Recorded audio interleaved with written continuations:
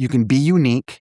Yeah. You can be irreverent and be successful because you're doing the right thing. His job was to save lives. He did it better than anybody. I love that because you saw a leader being authentic and still being successful. Sometimes you tolerate things that you wouldn't normally tolerate because the outcome is so good. Not everybody's going to be cookie cutter, and not everybody has to be cookie cutter. And he walked around camp in a red robe and combat boots and boxer shorts instead of his uniform.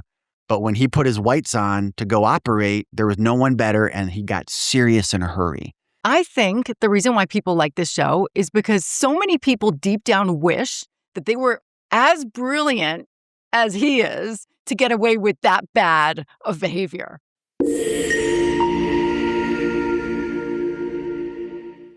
Hey, everyone. Welcome back to this next episode of Leadership and Motivation Unleashed. We are going to take a little break from our streak of tackling some interesting questions, and we're going to do something fun for you today. Both Patrick and I have talked a lot about leaders that we admire, that we've worked for, that we've interfaced with throughout our careers. We've mentioned a lot of their names. Some of them have actually joined us as guests, and if you've missed those episodes, feel free to go back. I actually think those are probably some of the best ones where we've brought some of our favorite people to share their thoughts on leadership, and you're not just hearing from us. And so, we often talk a lot about pop culture, right? I've said before, I'm not really a movie and a TV person. Like I'll, watch stuff to relax, but I don't always remember all the things that I watch. But there are so many examples of leadership from people who are not real, right? From actors who are playing characters on movies, whether they're classic or whether they're more recent, or some TV shows. And so what we thought today, what we would do is share some of the leaders that we admire from movies that we've seen or shows that we've seen. And then we'd love to hear any that you find memorable and remarkable. So Patrick, you start. Who are some of your favorite fake leaders? I grew up watching MASH. Have you heard of that, Rachel? I've heard of it, but I haven't seen it. Okay, yeah. So Rachel and I have very different pop culture backgrounds because of our backgrounds. So I spent probably too much time watching TV. Now I was super little, but MASH has been in syndication forever. You can still watch MASH on some cable channels, and every time it's on, I just stop. Even my son started watching MASH when he was like 7, and he's a really young guy. And it's just something about that show that kind of draws you in. It was a little edgy for its time. It ran for 10 years. MASH stands for Mobile Army Surgical Hospital, 4077th. Colonel Blake and Colonel Potter were the two commanders over that 10-year stretch. Now, and it was based in the Korean War. They're in Korea. They called it meatball surgery, which meant, you're not really doing a good job. You're just keeping people alive and pushing them back to the bigger hospitals. So the MASH units are usually really close to the front lines. So, but the show is a comedy. Like it's a comedy based in a really awful time. Like war's horrible. But Alan Alda played a character called Hawkeye, and my dog's probably going to come run it because we named our boxer Hawkeye after Hawkeye Pierce in the show. But Hawkeye was like this anti-soldier because doctors were just drafted in. Not every doctor was career Army. Like the bosses of the MASH unit, like Colonel Potter and Colonel Blake, they were lifelong soldiers. But the doctors themselves were civilians that got pulled to go fight or to go do surgical work in the combat zone. And it was one of the funniest shows I ever watched. It was perfect for like a 10-year-old because some of the comedy was over your head. There's boys and girls doing boys and girls stuff, but nothing like untoward on TV in the late 70s and early 80s. It's just some of the comedy was like adult humor, but it's so well done that even a young person could enjoy it. But I remember as a kid, I knew enough about the military because everyone in my family served, but Hawkeye would wear a red robe. He would never wear rank. He refused to salute people. Like he was like the anti-soldier, but he was the best doctor in the unit, and everyone wanted him to be their surgeon, right? And I remember as a kid thinking, how does he get away with that? Like, how do you act like that? How do you and they had a still in their tent called the Swamp because they never cleaned it. So they called it the Swamp. and they made their own martinis because they were drinking all the time. Like they get out of surgery, they drink, right? And everyone would come to the swamp to drink their martinis. For me, the message there was you got to stay sane amongst all that horrible stuff they saw. And I remember they had the highest survival rate in theater. And it was a fictional show, guys, but their claim to fame was 99.7% of their patients made it to the rear, which was best in theater. So they were working hard. They were really talented. But that 0.3% that didn't make it really ate them alive. And then think about all the horrible stuff they saw. And just because you're alive and you went to the rear to get better treatment didn't mean you were still in one piece. So a lot of heavy things going on, a lot of drinking, chasing girls, not saluting, all this stuff. But I remember thinking he survived that by being different. And he brought humor into every aspect of it. And then I would watch Colonel Blake and Colonel Potter, his boss, and I'd be like, why are they letting him get away with it? It was my first lesson of sometimes you tolerate things that you wouldn't normally tolerate because the outcome is so good. And because Hawkeye Pierce was the best surgeon in Korea in the show, they let him get away with a lot. Now, did they get on him? Did he get in trouble a lot? Yes, he did. But that was like a big leadership lesson for me is like, not everybody's going to be cookie cutter. And not everybody has to be cookie cutter. And he walked around camp in a red robe and combat boots and boxer shorts instead of his uniform. But when he put his whites on to go operate, there was no one better, and he got serious in a hurry. And his bosses saw that. They didn't always like it. They some of the funniest scenes where they were telling him to shut up because he would sing while he was operating. Like, if you guys have never seen this show, just grab 1 or 2 episodes. It's really endearing. It's really well done. And I remember being like 9, 10 years old thinking, oh, that's what a boss should be. And even back then, I remember saying that. Wow, look at the tolerance. Look at how they would adapt. Now, both colonels would come in and drink with them in the swamp. Like bosses can be human too. That's the second lesson I got out of that. And these were full bird colonels, or Blake was a lieutenant colonel. But these colonels would go in there and drink and play cards, but there was always a line. I'm the boss, you're the surgeon, I'm going to drink with you, we're going to play poker in the swamp, but when it comes time to it, you're going to listen to me. And Hawkeye would listen. Now, he was irreverent in his listening, but he would listen. So those are the 2 biggest things I got out of that show. You can be unique. Yeah. You can be irreverent and be successful because you're doing the right thing. His job was to save lives. He did it better than anybody. As a boss, if you can't beat them, join them. But there's a line. And everyone has to be clear that I'm the boss, you're the doctor. We're going to have fun right now, but when it comes to it, you're going to listen to me. So I remember as a young person thinking that. And I was in the Boy Scouts at the time, then I would have been Cub Scouts. There was a chain of command in the Cub Scouts. And, as a young guy, I would try some things out with the pack leader that didn't always go so well. But the best pack leaders I had were the ones that would actually meet us where we are. And they made sure I knew, hey, pack leader, Cub Scout. Like just because you have a mouth on you doesn't mean you should always use it. So anyway, that show really landed on me for those 2 things. I love that because you saw a leader being authentic and still being successful. I had a conversation with someone just this week, and this person was telling me about the company that they work for where there were some issues with their CEO. And the way they described their CEO is that they see the CEO doing things that they imagine are supposed to be things done by other CEOs. So it's almost like this CEO wakes up in the morning and says, ooh, what's the rule book for acting like a CEO? What should I wear? What should I say? What should I do? How should I act with people? And there was this lack of authenticity that was so glaring that was interfering with the CEO's ability to be successful. So I love that. I think we all know people that do that really, really well. But it also gives us, the expression where you can't be what you can't see. So when you're a kid and you're like, when you ask most kids, like, oh, what do you want to do when you grow up? Or what do you want to be when you grow up? They'll say, oh, I want to be a firefighter. I want to be a teacher. I want to be a doctor, because those are the only jobs they know, right? And so if you give them opportunities to see other ways of leading, other ways of showing up, then they can imagine that for themselves too. And maybe that's one productive result from watching TV, right? We can visualize things that we may not have seen in our real life. It's funny because I love doctor shows, and it's because there are very few things that I regret in life, But one of my regrets is actually not becoming a physician. I've told you Mm. this. You'd be great at Um, that, yeah.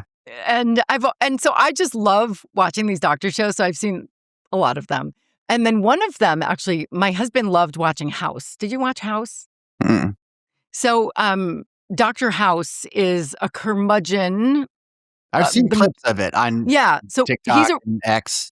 So he's a real curmudgeon. I think he's actually addicted to like oxycodone. He breaks all the rules. He shows up when he wants to show up. He's completely obnoxious to people, but he's a brilliant diagnostician. So this doctor, this hospital gave him his own team and his own lab, and like the most complicated medical cases go to him. And he does it in the weirdest ways. And he's incredibly rude and he's offensive and he's inappropriate. But everyone loves that show. And I remember, I watched some of it. And I remember thinking, and I said this to Morty, I said, I think the reason why people like this show is because so many people deep down wish that they were as brilliant as he is to get away with that bad of behavior, right? Like, because he was not filtered at all. He's like, hey, you're lucky to have me working here. I'm literally saving people's lives every day so I can do what I want and say what I want. So I think that's probably an example of not such great leadership that we see from somebody on TV. I mean, in that case, maybe it would still be worth it, because if somebody could save the life of somebody that I love, I would be fine if they were, like, I don't care if a doctor has great bedside manner, because I just need them to be competent. I don't need them to be nice to me, right? And in that case, he was probably adding more value, but it's probably not a good lesson for most of us. Yeah. Look, there's so many examples to pull out. The one for me is Black Sheep Squadron.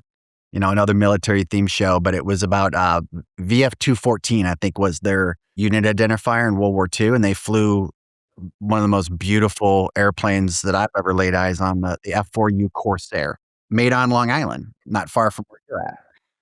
And Pappy Boyington was the commander, brawler, heavy drinker. I want to say he was a major when he took over the F-214. And Vela La Cava, I think, is the island they were on in the Pacific. And they racked up kills like crazy. I mean, they're famous. Like, to this day, people still talk about and study that unit. Well, and they called it Black Sheep Squadron is because most of the pilots he pulled out of the brig. Like, they were gamblers, brawlers, fighters, womanizers. Like, they were not what you would think of a modern day Marine, even for back then. But they were the best at what they did. The way he would like wrangle those personalities, larger than life personalities. All of them had a mouth. None of them respected chain of command, even though they were Marines. Like, they're aviators, but they were Marines. Like, even he had trouble with some of the generals he worked for that giving him orders. But I remember watching, just like Hawkeye in MASH, thinking, man, how do you wrestle disparate group of people who have these backgrounds to get them to do a common cause? And particularly that you're firefighting in airplanes over the Pacific as the Marines are island hopping, working their way to Japan. Now, I got to meet Pappy Boyington later, the real Pappy Boyington, before he passed away. And it was at the Reno Air Races. And he was at a table signing his book. And I was probably 13, 14 years old. And my dad took me out there to go to the air races. And he was at his table and he had his Marine Corps jacket on. And I never forget this. I said to him, I'm like, hey, sir, I know this may not sound right, because I was young. I didn't even know how to say it. But I was like, how did you get those men, those really edgy men, to do what you wanted to do? And even I remember my dad was like, I can't believe this. I didn't tell him I was going to ask it. I just was thinking about it, because it was a long line to get him to sign. There's so many fans of him there. The real Pappy Boyington, not the actor. Robert Conrad, I think, is the actor who played him in the TV show. But the real Pappy Boyington was sitting at the table. He must have been 80 at the time, however old you are, in 1985 or whenever this was. And he looked me right in the face, older guy. And he said, I had fun. It was fun. Drinking, fighting, flying. Yeah. So, and he just said, he goes, young man, it wasn't perfect. And I could have done it better. And I probably would have been better liked by my bosses, but I had fun. We had fun. We were sad a lot. We lost a lot of friends. But we had fun. And he said it almost, I'm paraphrasing a little, but he basically said, just have fun. No matter what you do, have Yeah. fun. So watched the TV show, and then I met the guy who Wow. out, and what I thought I was watching is what he kind of said. Yeah. So there's a leadership lesson in no matter what your situation is, you can find a way to have fun with the people you're with. I know it sounds odd with aerial combat, but they were flying airplanes and they shouldn't have even been there. They all should have been kicked out of the Marine Corps, but times were tough in 1943, 1944 when that thing was going on. They needed everybody they can get, and they ended up being the most decorated unit in the Pacific. So have fun. Like there's a message in that. Yeah. Even when doing really hard things. When doing very hard things, you can have fun when you're doing it. Mm-hmm. And, again, just like Hawkeye's bosses in MASH, like meet them where they're at. Make sure the line is understood. There is always a boss. There's always a chain of command, but you can have fun and do hard things at the same time. And there's so many examples of that. Like when you say medical shows, like I'm going to date myself again. You remember the show Quincy with Jack Klugman? Yeah, see, this was a dangerous topic for you and I. God. But it's not only age, it's just that I wasn't paying attention to a lot of that back then. Quincy's in reruns too, but he was a medical examiner, and his job was medical examination, autopsies. Yeah. But TV writers do things with those jobs. Well, he would go out in the field and do investigations. So, and that's how they made the show interesting, right? He wasn't just doing autopsies. He was out. Yeah. Why did this person die the way they did?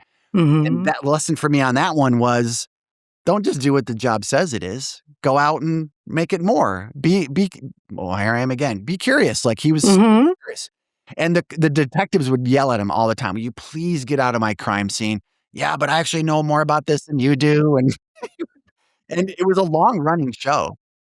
So that was a good one too. Like push the boundaries of what you think the job is. Because if you can add value, add some value. So those are 70s and 80s TV shows when I was a kid. But, if you look at modern times, look what Tom Cruise did with Top Gun. I did see those.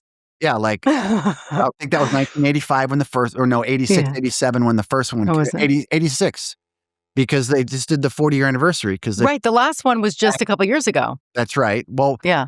Well, the 40-year anniversary, the first one is now. I want to say May 14th. It was yesterday. Matter of fact, I think it was. It was May 14th, 86. I think people can We'll fact check. We'll fact check. Because it's in the theaters again. You can go to the theaters and see the first one. Oh. Yeah, because they're celebrating its anniversary and all that. And what was he? He was running from his father's legacy because his father supposedly made mistakes in Vietnam and then as the movie will tell you, he didn't. It was just the dogfight he was in was over somewhere he shouldn't be, so the Navy covered it up and made it sound like he did something wrong when in fact he was the hero. And Tom Maverick's whole life was running from a ghost that he didn't have to run from. He didn't find that out until the end. And then he lost his rear guy, Goose, was killed in a weird training accident. And then he ends up being, the hero. So the point is, anti-heroes are heroes too. Yeah. And no matter what you're running from in your past, and you're going to bring it to work like he did in the Navy, having mentors to help you see, being curious about the truth of matters to help clear your head, dealing with real headwinds like losing your co-pilot, and then to keep going, to help others. I think that's a big deal. And then the newer one, Maverick, Top Gun Maverick, where he's older. He should have been a 4-star admiral, but he's still a captain because he was a renegade. Yeah. Apparently I'm attracted to this. Now that we're talking about this. There's a theme here. Hawkeye and Peppy and now freaking Maverick. But what did Maverick do in the second one? He was the anti-hero again. His entire chain of command couldn't stand him. He was a test pilot, and the admiral that was running that program wanted to shut the program down because he wanted to do AI and drones. And he actually told Maverick, he was like, pilots are going to go the way of the dodo bird. We don't even need humans flying anymore. You're a relic. And what did he end up doing? He was the anti-hero. He ended up running a mission as a human with other humans in older machines, not even modern fighters, because the mission required a slightly, not older, but, to call it 3rd or 4th generation aircraft to do it. And he did it. And even at the end, the boss was still begrudgingly happy for him because they didn't like his attitude and how he approached things because he just did it his way. So another example of, okay, the Navy wanted him to do it this way. He knew more people would survive because that was really the thing. He was like, but and survive, sir, right? Because the Yeah. boss was like, complete the mission, complete the mission, complete the mission. And Maverick was like, and survive. Like he stood by his people. Like Yeah. that's a lesson. Like no matter what their bosses are telling you, you should put your people first. That's hurt my career, by the way. Like I have made decisions for others instead of myself that have not stunted my growth, but my career may have gone differently if I wasn't as human focused as I am.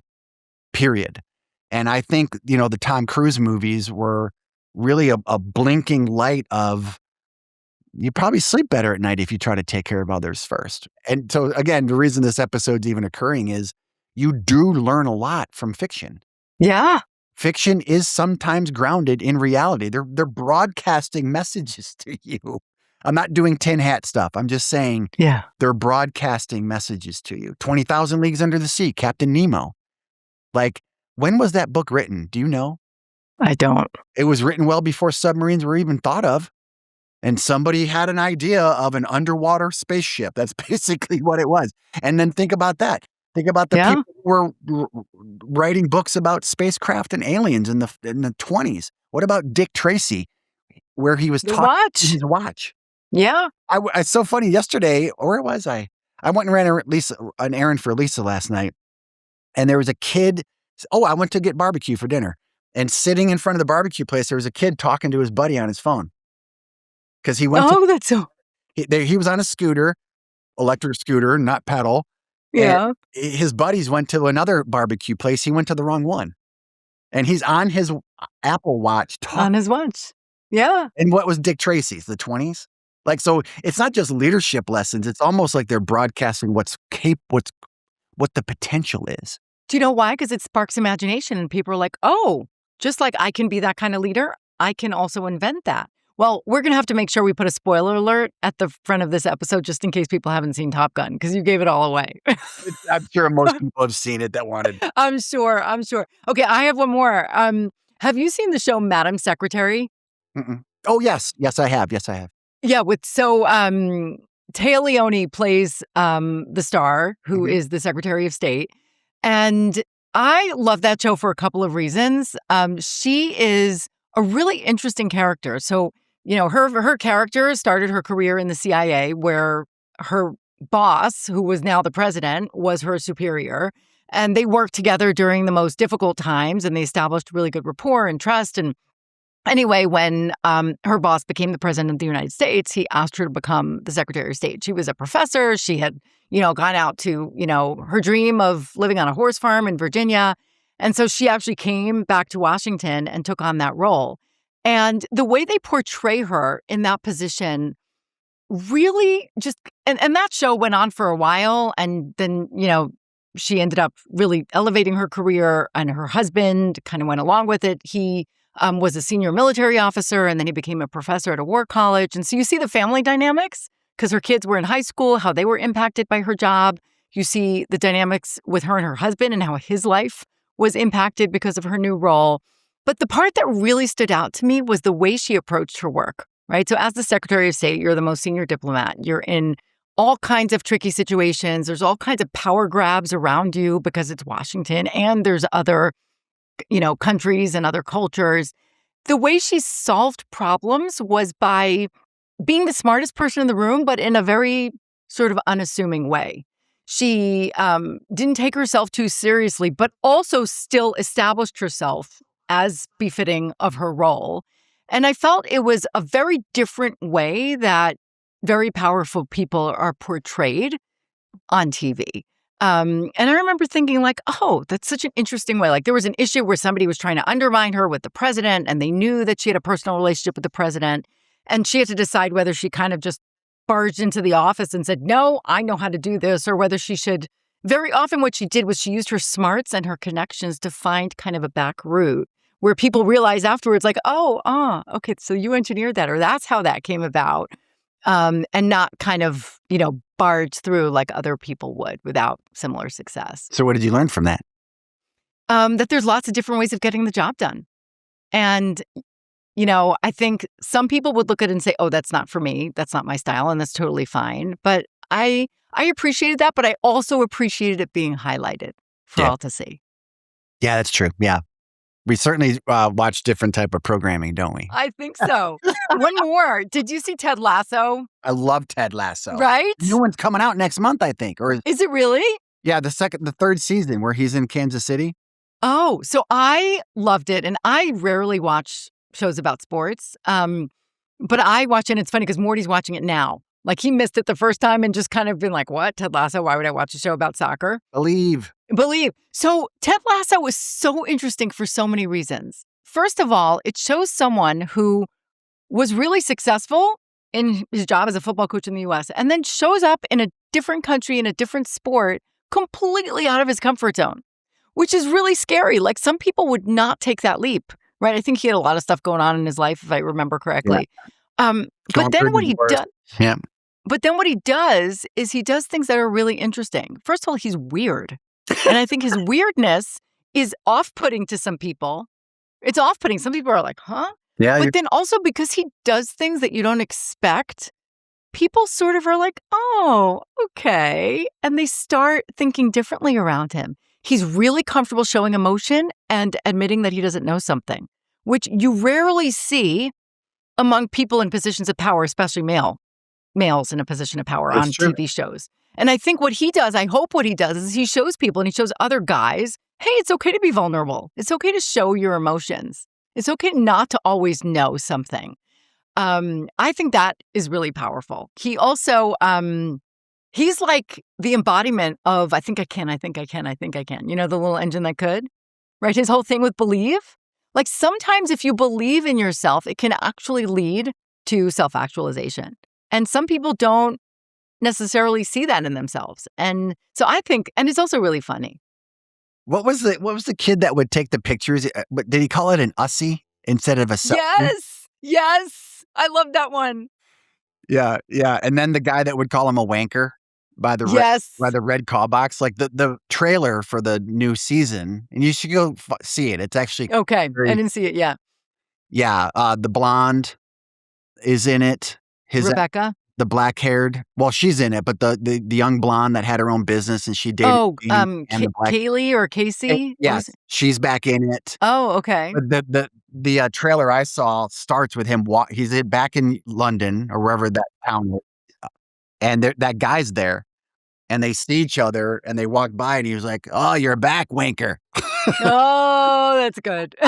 It's so good. You know what else is great about that show? There's the dart scene, the famous dart scene. Oh, I love that clip. Okay, so really virally played. Viral. Yeah. Okay, so if you're listening to this and you have not watched the show, please fast forward the next, 30, 60 seconds. But the dart scene is fascinating because what he does is, I think it's Rebecca's ex-husband challenges him to almost like a duel, right? And he's like, fine, I'll play darts. And if I win, then you step away. And if you win, then you have to show up at every game. He was really interfering with this next.